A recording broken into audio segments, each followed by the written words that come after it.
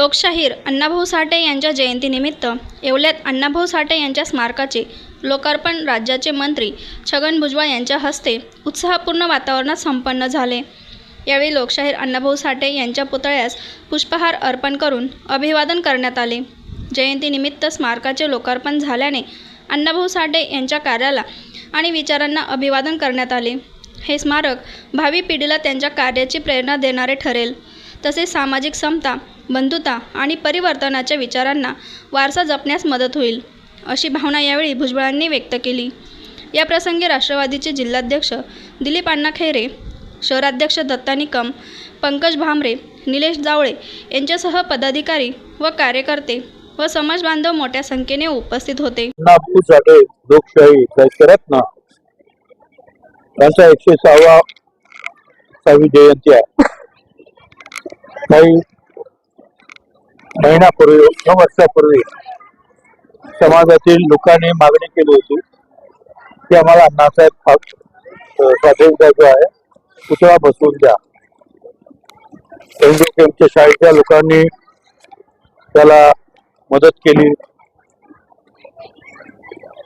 जागा चांगली मिळाली। सुमेध भुजबळ यांनी त्याच्यामध्ये पुढाकार घेतला, व्यवस्थित ते काम कसं होईल। सुंदर पुतळा तयार झाला, त्याला आमच्या ऑफिसच्या सगळ्या लोकांनी मदत केली।